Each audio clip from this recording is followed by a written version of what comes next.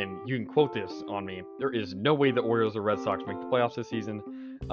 Yeah, there's no way. There's no way. I set the bar really low at the NBA predictions. I don't think all Mavs fans look into the stats like I do. It's not the great value Target brand toilet paper or whatever. It's the Charmin Ultra Strong. I don't know if Nick Nurse is the coach for the Raptors. I don't know if he's the reason why they won the 2019 championship. I feel like that was more of a team effort. The Mavs cannot say we do not miss Seth Curry shooting threes.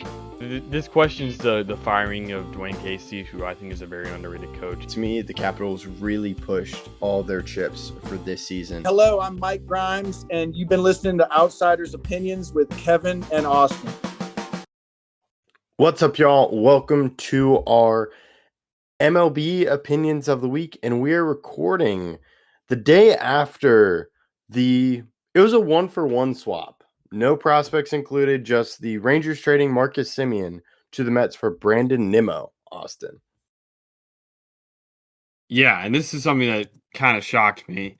But I will say the Rangers and Mets have had a lot of moves between the two franchises in the past couple of years. Yes. Yeah. You can go. You do have DeGrom, but he was signed. But you do have the trade with Max Scherzer between the Rangers and Mets, and the Mets got Luis Angel Acuna in that deal. Yeah, so there is some history between these franchises, at least when it comes to trades. But yeah, this is a shocking deal. Both of these guys were, Nimmo was there forever and is very loved by that organization and that fan base. And while Marcus Semien was not there as long in Texas, he did help lead the team to a championship. So I think that there are a lot of Rangers fans that feel strongly about Semien, and I've already seen a lot of people say, "Can we just do go backs and just reverse the trade?" But I understand why both teams did it.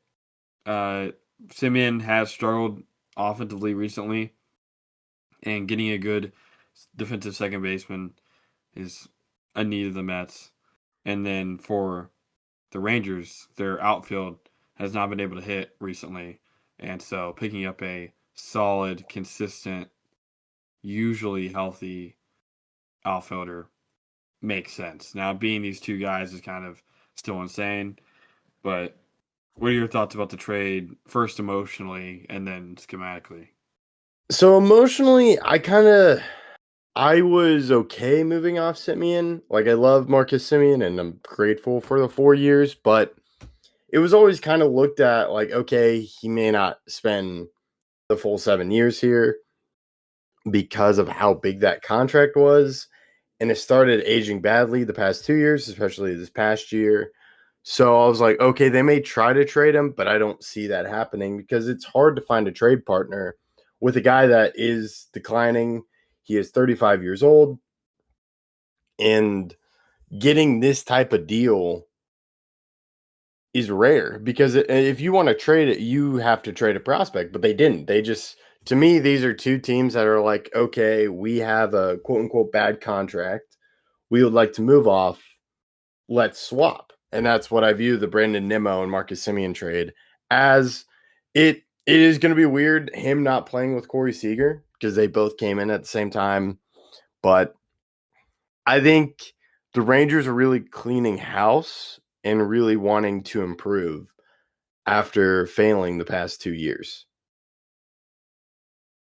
Yeah, I think they do win this trade. Now, we'll have to obviously see how Semien plays in New York, but Nimmo is 3 years younger, so I do think that kind of affects how I see this trade. And also, he's more consistent offensively. Semien has been a very good defender since he's moved to Texas, but his offense has not really followed him, and now that he's on the wrong side of 35, I do harbor some concerns regarding how we should expect him to play moving forward, but I agree. Neither of these contracts are necessarily stellar, so it does make sense that both teams would want to move off of them. I just don't know necessarily if the Mets got back what they gave. Yeah, I think with the Mets, it is confusing because when I saw the trade, I'm like, why are they? You have Jeff McNeil as second base. and yeah, maybe they try to put him in center. Like I know he's playing center some games, or Yeah, they've moved him around a lot, so I don't think they worry necessarily regarding that. I don't think that's their biggest need. but yeah. McNeil can play anywhere if they need him to. So yeah, from the Rangers, to me, this really puts in the focus on offense and how their offense in the past few years has faltered. Again, of just not performing. There would be some moments where it got on, and Simeon was pretty bad this past year, besides for 1 month in June. Then he got injured at the end of the year. So it really is shocking because it would have been cool if he stayed, but I think this is kind of business. And you also have to look at the Rangers are looking to cut payroll, and this is one way to do it. Yeah, that's definitely a way to do it. I'm still a little bit intrigued because I do think the Rangers doing this trade, even if it is not by a crazy margin, just a solid margin. But I do wonder necessarily how Simeon plays in New York and how the Mets feel about him in this trade like 1 year from now. Yeah, and I think the Mets are not a team not worried about money because of Steve Cohen. He's willing to spend all that money. He doesn't care. So I think offensively is going to be a problem. But if you look at the Mets, you have depends on if they get Pete Alonso because he opted out, right? Yeah.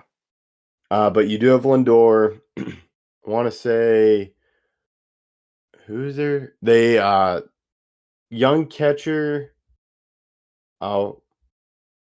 Alvarado and third baseman. You do have Juan Soto as well.